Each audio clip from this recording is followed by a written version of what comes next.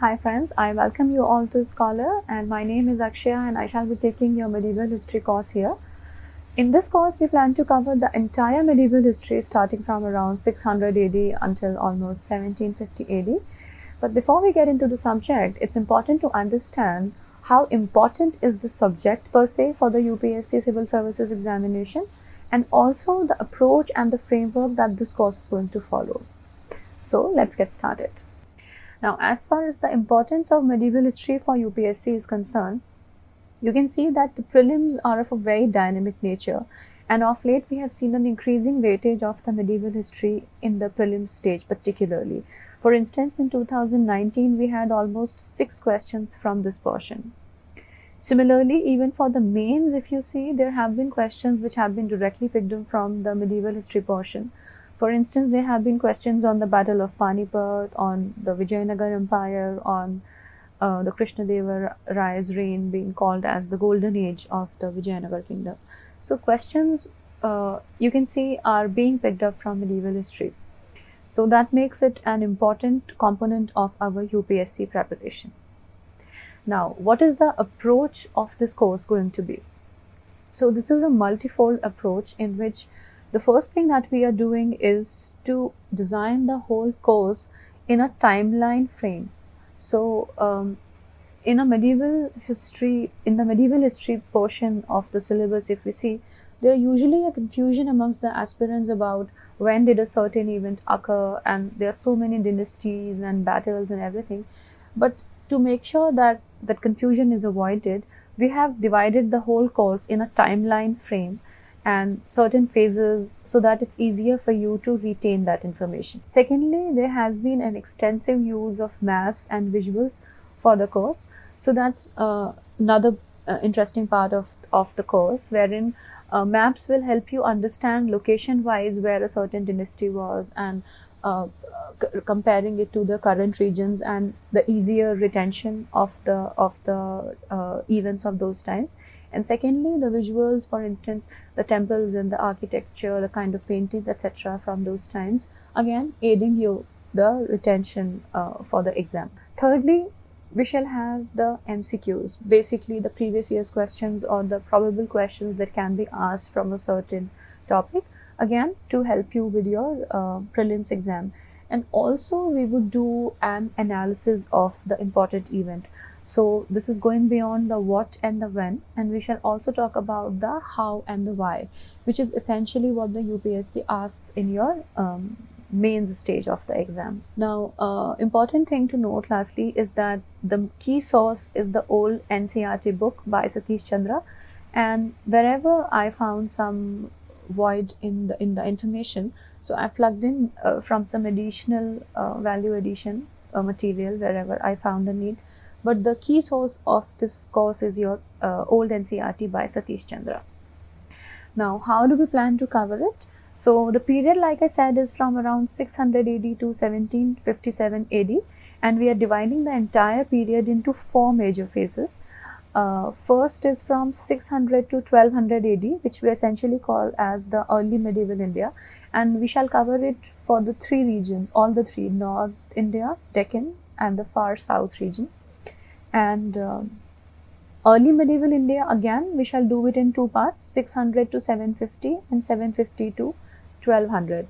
Now this we shall understand better as we go on and cover the events later, that why has this kind of a demarcation been chosen. So this is about the first phase, and the second phase is 1200 to your 1526 AD. This is a rather more famous phase, and you would probably know that the Delhi Sultanate and the major provincial kingdoms of, for instance, the Vijayanagar, Bahmani, etc. were from this time frame, and usually this is taken as the start of the the medieval history. Thirdly is the period from 1526 to 1757 AD. Again, a rather more famous period wherein you had the advent of Mughals, the famous and the stable Mughal rule. And then you will also talk about the later Mughals and the advent of Europeans who came to India. Lastly, we will have a lot of MCQs as much as we can cover, and this will help you understand better, and the applicative part of the course is going to be covered in this portion. So this is how we plan to cover the entire course, and now we shall get into the subject. So the early medieval North India is the first topic that we shall talk about, and we'll try and understand how did the early medieval India look like. Particularly in this lecture, we'll confine ourselves to the North India.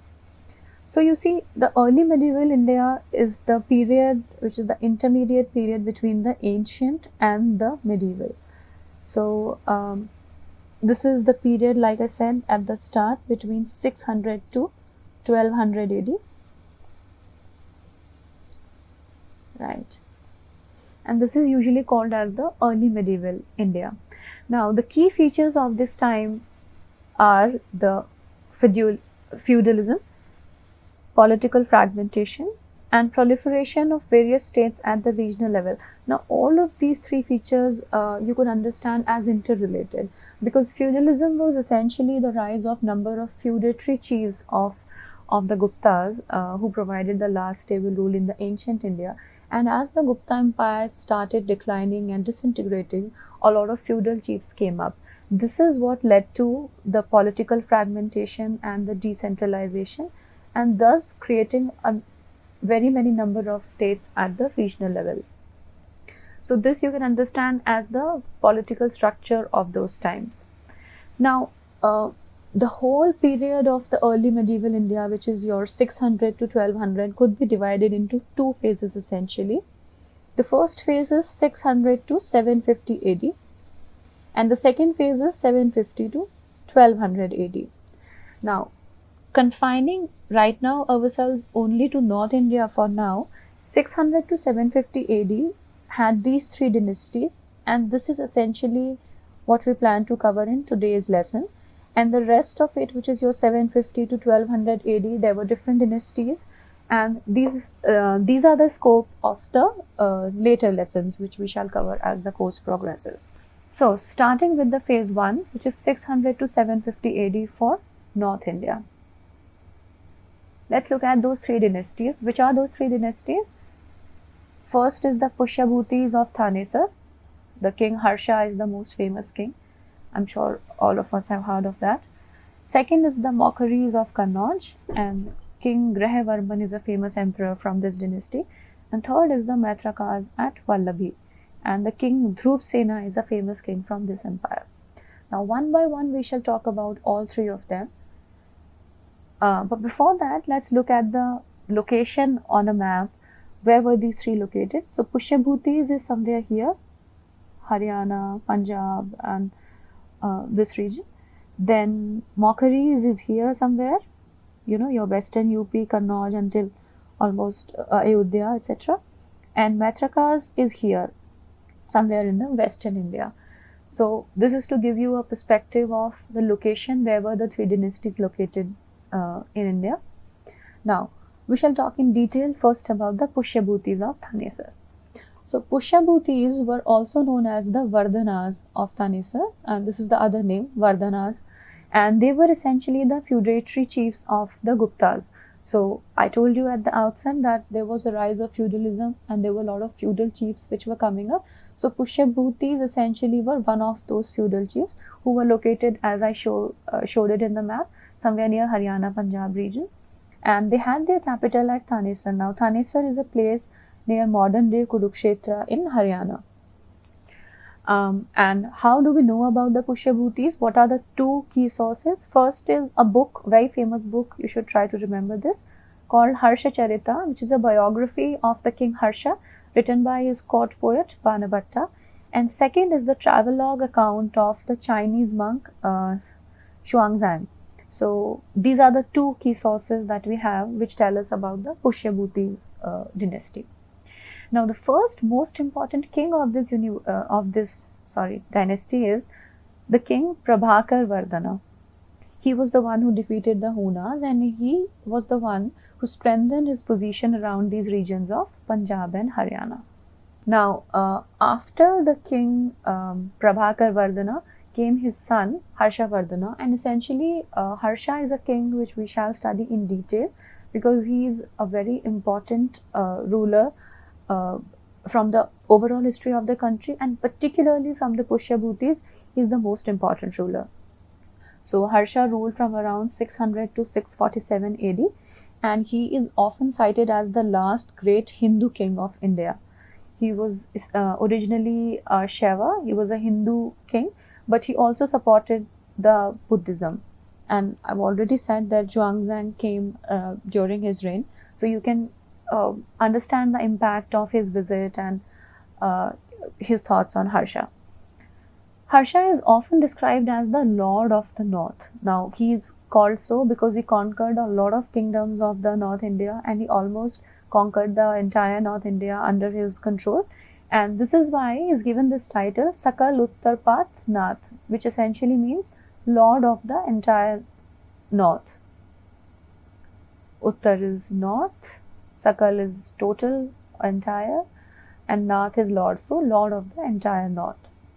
He was, of course, a very great warrior and a very able administrator. And one of his most famous military victory is against the king Shashanka, who was the ruler of the Gauda region. Now, Gauda is the region of the present-day Bengal and Orissa. And Shashanka was a very strong ruler who was defeated by Harsha. And after that victory, Harsha shifted his capital from Thanesar to Kannauj, so that it's easier for him to control the entire region, because Thanesar is right up in the north, and if the empire extends until Orissa, then Kannauj becomes a more prudent place to place the capital. Now, some famous other military expeditions of Harsha we shall look at. Like I said, he had conquered most of the North India, and including the regions like Punjab, Kannauj, Bengal, Orissa, Mithila, which is the Bihar region, and he got the title of Shiladitya or Uttarpateshwar or Sakal Uttarpat Nath, like the one that I spoke in the last slide. Some other major victories he also won against the ruler of Sindh. You can see here the regions. So he had captured almost, even after his victory against, he had even captured. So you can see that almost the entire North India was under Harsha's control. Coming back to the major victories we were talking, so he also won against the ruler of Sindh, like I said, and then he also won against the Maitraka king Dhruvasena. Now, Maitraka is an empire located here, so he also won against this king Maitraka, and this victory is talked of in the Nosasi copper plate inscription. Sometimes UPSC asks that a certain thing is mentioned in this inscription, so you can just remember Harsha's victory against Dhruvasena in the Nosasi inscription. However, there is also a defeat which Harsha had to face, and that was at the hands of the king Pulakeshin II. Now, Pulakeshin II is a very strong ruler from the Western Chalukya dynasty of Badami. So, this is somewhere here, and this is talked of in the Ahole inscription of the Chalukyas. So, just remember, Nosasi talks of Harsha's victory against Dhruvasena, and Ahole inscription talks of Harsha's defeat at the hands of Pulakeshin. Please don't confuse these inscriptions. Now we shall talk about the administration under King Harsha. So I have already spoken again and again that the administration was more feudal, hence it was more decentralized than the Guptas. Gupta's time, you would study in your ancient course that it was a very centralized kind of an administration, but it became more feudal and decentralized by the time Harsha's empire came. Secondly, he maintained a large army because military might would decide who is going to be the mightiest ruler of the country. So, of course, he maintained a very large army in order to consolidate his strength. And remember this term Skandavara.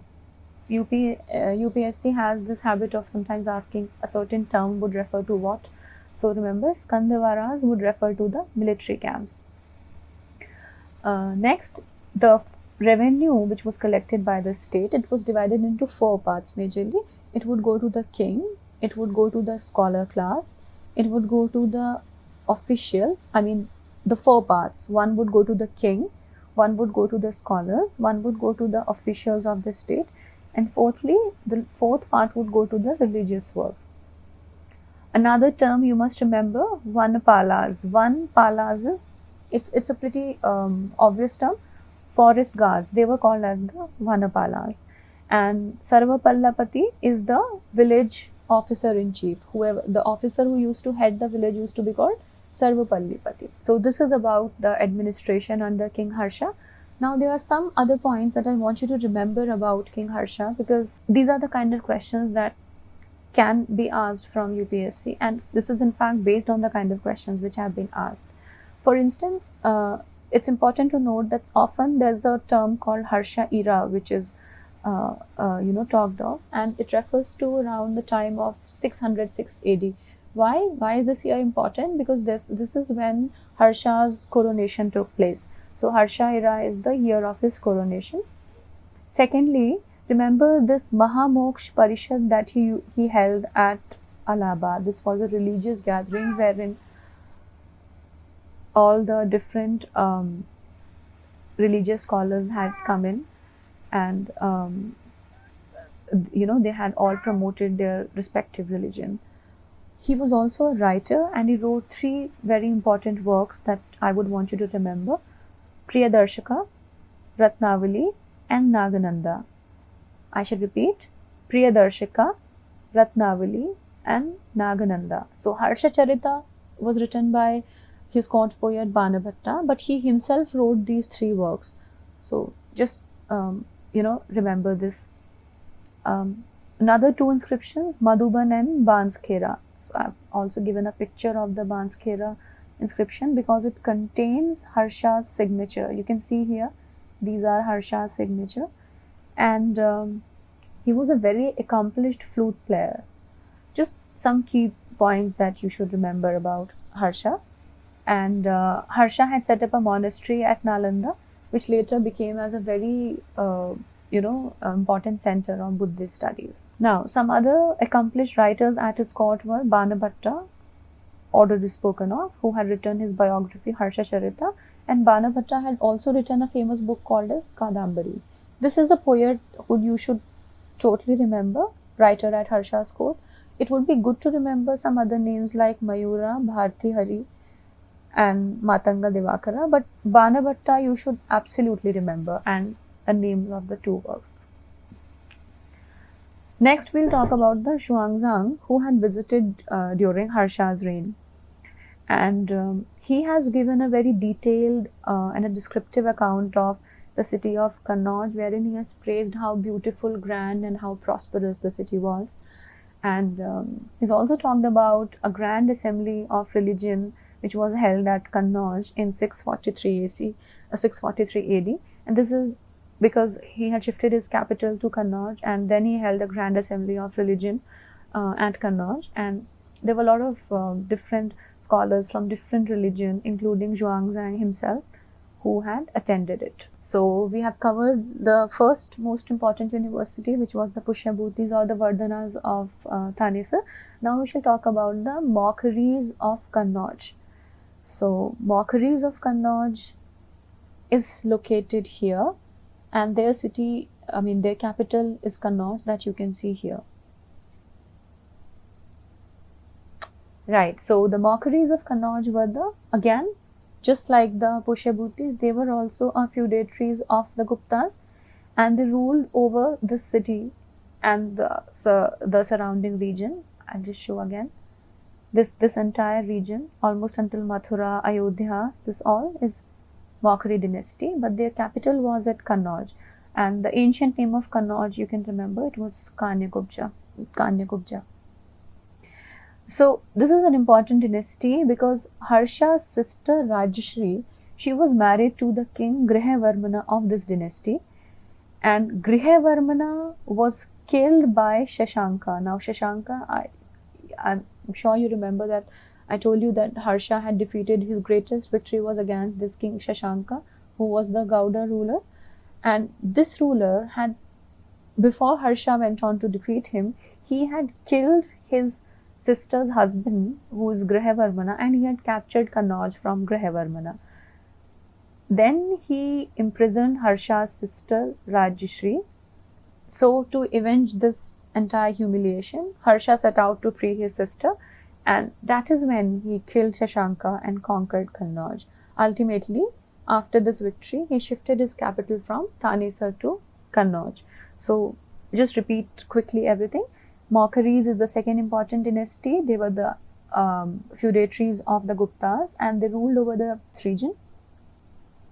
Essentially, you can say the western UP and the parts of central UP, with their capital at Kannauj. The original or the ancient name of Kannauj is Kanyakubja, and this is an important dynasty because Harsha's sister was married to a king from this dynasty. King's name was Grihavarman, and he was killed by Shashanka. This is why Harsha set out to fight Shashanka, ultimately defeated Shashanka, and then he shifted his capital to Kannauj. Great. Now is the last dynasty from the North India of early medieval times, which is the Maitrakas of Vallabhi. Now, Maitrakas is located here and Vallabhi is here. So, it is on the western, side of the country. So, Maitrakas again, a former tributary chiefs of the Guptas, just like the Pushyabhutis and the Maukhris, and just like the previous two, they had also established an independent kingdom after the decline of the Guptas. Their capital was at Vallabhi, and it was a very important center for learning, and also because it was a port town, it was also very important for trade and commerce. Now, the king name that you should remember from this dynasty is of Dhruvasena, again because he's related to Harsha. He was a contemporary of Harsha, and he was married to Harsha's daughter. And he had also attended a grand assembly organized by Harsha at Prayagraj. Yeah, and this is about this dynasty. So it's not a very important one, but just to give you a complete perspective of the North India of those times, we've covered all three of them. So you can remember that the Maitrakas were in power almost until the mid of 8th century. And after the Arabs attacked, that is when their power, because Arabs essentially attacked from the western side, and this is when they started declining. Now, I'll just tell you quickly what all we've covered so far. So, from the 600 to 750 AD time period, we've covered the North India, in which we have talked about the three dynasties, which is the Pushyabhutis, the Maukhris, and the Maitrakas. So, yeah, this is about it. And in the next lecture, we'll talk about the same period, which is 600 to 750 AD, but we shall cover the Deccan region. So that's all we have for today, and for more such videos for your UPSC preparation, please log on to thescholar.com. Thank you.